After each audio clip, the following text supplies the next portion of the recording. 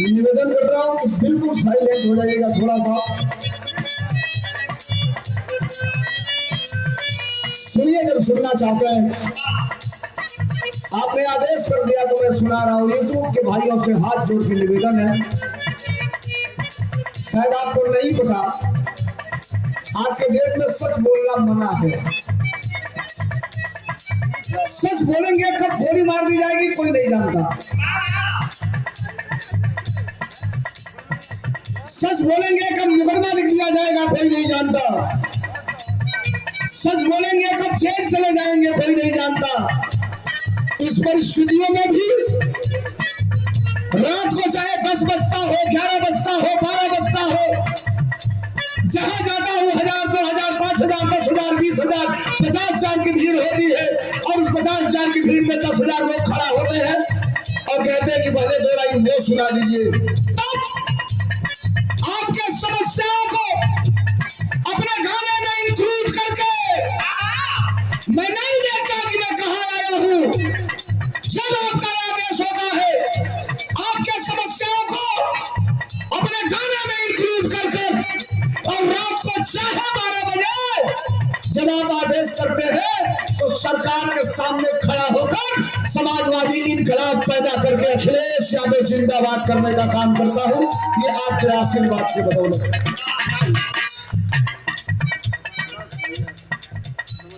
भाई की तरफ से एक शेर दिया का आशीर्वाद सुनिए।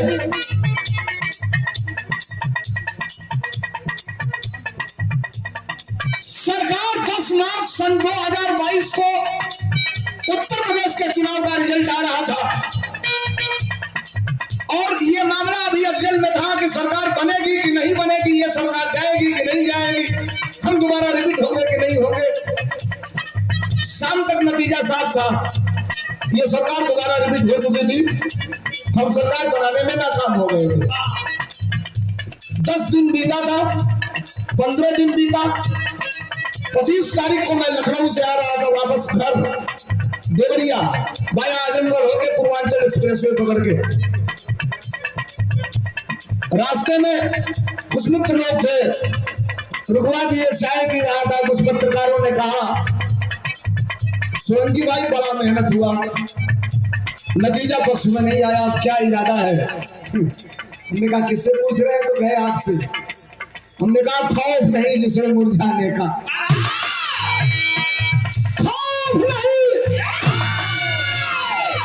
खौफ नहीं जिसे मुरझाने का, मैं उस फूल के साथ खड़ा हूं, चाहे दौर कोई भी आए, मैं अखिलेश के साथ खड़ा हूं और कल भी खुल के साथ खड़ा था, आज भी खुल के साथ खड़ा हूं।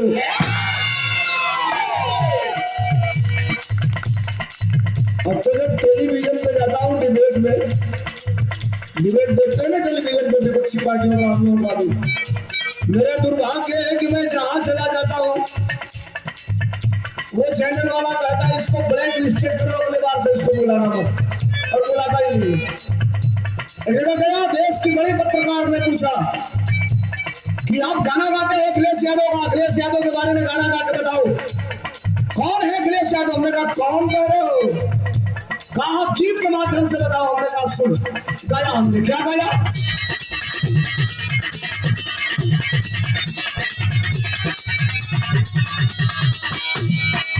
गाया हमने, दुनिया दुनिया जिसको चाहे उसे विशेष कहते हैं। लाइन अच्छी लगे कि धर्मेंद्र सोलंकी सही कह रहा है, माहौल बनाइएगा 5 मिनट और आपके हमारे बीच में की कुछ बातें भी होगी और गीतें तभी समाप्त पर चढ़ेगी। ये लाइन हमने शुरू में कहा, क्या?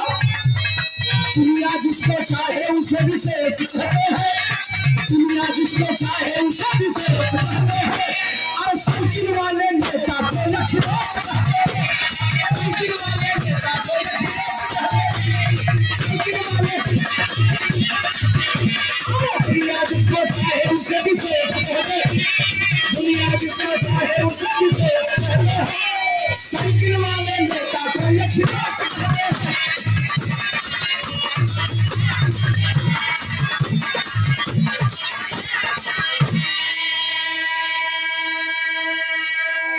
सिर्फ 2-2 लाइन 2-3 गीत बिरहा भी आपको सुनाना है, अच्छी बात भी आपको करनी है। आज जितने लोग बैठे हैं, एक सवाल आपके बीच में रख रहा हूं, ईमानदारी से हाथ जोड़ रहा हूं, बोलिएगा जरूर। आप नहीं बोलेंगे हो जाएगी गड़बड़, नहीं बोलेंगे हो जाएगा गड़बड़।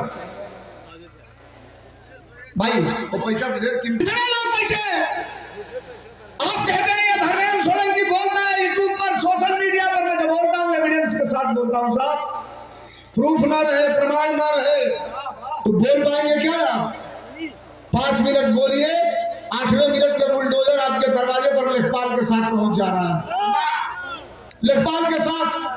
और झूठा पंचर में पड़ा था, झूठो घर दुआर तार सब पुस्तैनी जमीनी बात वो कहता ना सब हाई बार जब तार पंचर में बा।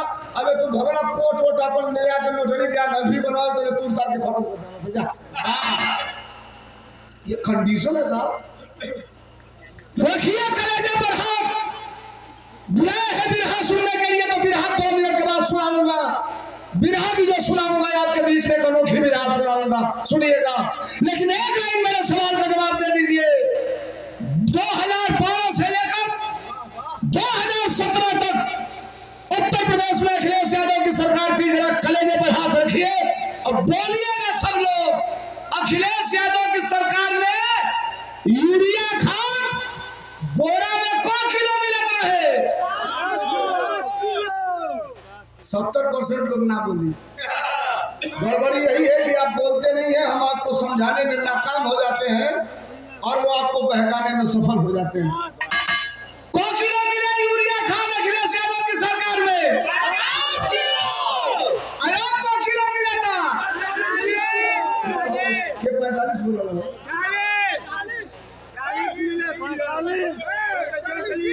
कहेंगे जो ले तो लोग पूछत टूट के लेके भाग देता हूं सब।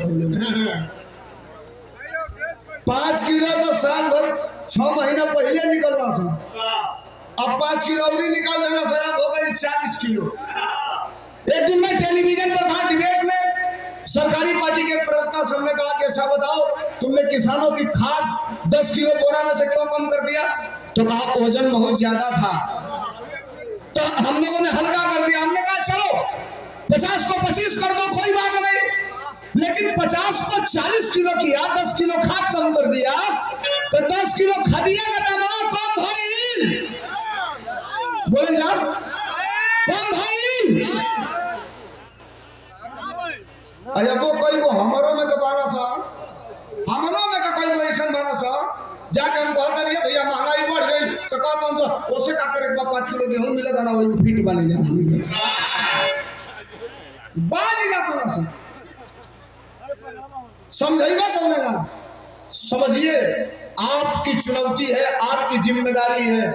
5 किलो गेहूं पर कोई भारतीय जनता पार्टी का नेता है सवाल कर देना या नजवा जुए नहीं मिला, एक पिछला वाला सरकार में नजवा फ्री मिले, दाम लागे फ्री ना मिले, दाम लागे कितना 3 रुपया किलो, कोटा पर 3 रुपया किलो, 3 रुपया किलो 40 किलो का अनाज मिला था, 3 रुपया किलो तन घरी लागे तो 40 किलो का दाम हो जाए 120 रुपया।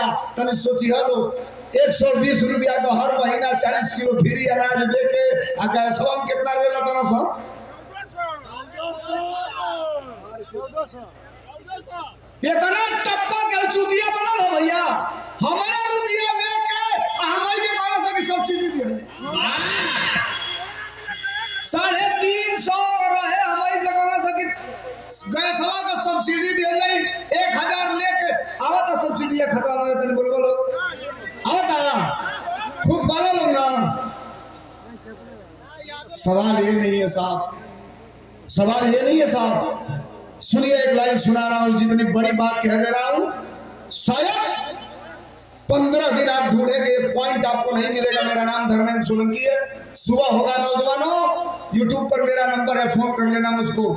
मैं बिरहा के रात में चला जाऊंगा, आप अपने घर जाइएगा। यहाँ पढ़े लिखे जिम्मेदार लोग बैठे हैं, सुबह होगा आप अपने लेखपाल को फोन करिएगा और पूछिएगा, आपका लेखपाल बताएगा आपके खेतों की सरकार ने ड्रोन कैमरे से पैमाइश करा लिया है। शायद आपको जानकारी है कि नहीं जानकारी है, आप जितने लोग बैठे हैं सबके खेतों को सरकार ने ड्रोन कैमरे से पैमाइश करा लिया है। अब कई जन कहीं से पैमाइश से, तो आगामी मिनट सुन लीजिए ना, मैं समझा दे रहा हूँ।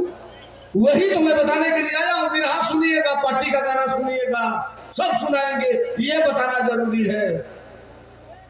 3 महीने बाद, जिस दिन आज बिरहा गा रहा हूँ, करेक्ट आज के 3 महीने के बाद ये तय होगा इस देश में कि ब्रह्मभोज में, शादी में, तिलक में फिर कभी आज टेंट लगाकर, ये मंच लगाकर, ये लाउड स्पीकर लगाकर फिर धर्मेंद्र सोलंकी से गाना गवा पाएंगे कि नहीं गवा पाएंगे, ये आज के 3 महीने बाद तय होगा। आप चाहेंगे तो भी नहीं हो सकता है।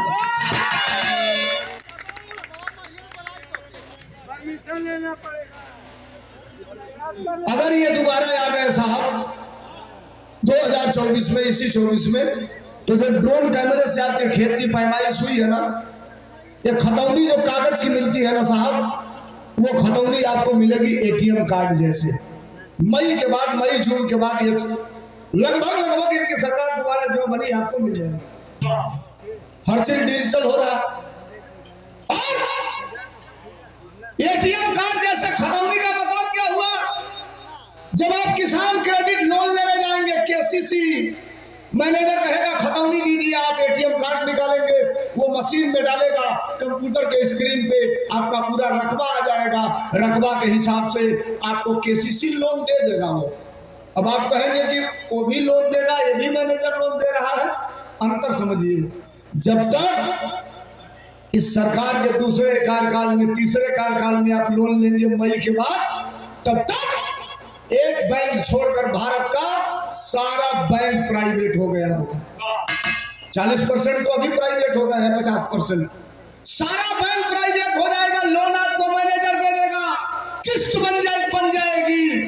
इतनी घड़ी तो धाने के सीजन का केसीसी गेहूं के सीजन में देते लोग, गेहूं के सीजन का केसीसी धाने के सीजन में देते लोग। और उतनी घड़ी अगर एको किस्तियां ना जमा भइल तो ट्रैक्टर खेते में जाए। केकर होई ट्रैक्टर? अडानी का, अंबानी का। ड्राइवर किसका होगा? बैंक का। जितना रुपया ले रहो लोग, वही के हिसाब से कितना खेत आवता उसे और लगा के जोत ले, बात हो गई खत्म। समझिए साहब कितनी बड़ी ये साजिश है हमारे और आपके बीच में। बिरहा का क्या रहा था सोनभद्र से बनारस, रास्ते में नौजवान मिल गए, कहे भैया वो नया गाना गा, हमको नहीं कौन गाना, रोज नया गाना गाइला तो गाना से और नया गावो, हमको नहीं कौन गाना, तो गाना से नया नौकरी आज में 4 साल वाली गा दे। अजवा गाया, एक ही दिन में 3 जिले से नोटिस। ये क्या गलत है? जो कार्यक्रम कराया उसने कहा सोलंकी भाई कागा जन्म ले, हम फंस के नहीं देखते तो जाए पड़ी है और घूमे। हमको कहा भैया तो नोटिस आ गया, हमने कहा वीडियो भेजा, हम तो यही गाए थे। क्या गाए थे मास्टर? अरे कोई नहीं जाना था भैया। सुनिएगा, अगर ये कहना गलत है तो ये गलती रोज करूंगा, जिसको जो करना है वो करें। सुनिएगा, अगर लाइन सही होगी तो आपका समर्थन चाहूंगा तालियों से। अरे कोई नहीं जाना था भैया, अरे ऐसा भी दिन आएगा, बाप नौकरी करता रहेगा, बेटा रिटायर हो जाएगा। बाबूजी 60 साल वाला में खटक ना, लड़का 4 साल वाला मेहनत से गई और से चलिए का भैया भैया दोगनी की रिटायर है तो पेंशन है तो दाढ़ी में बंद कर देना।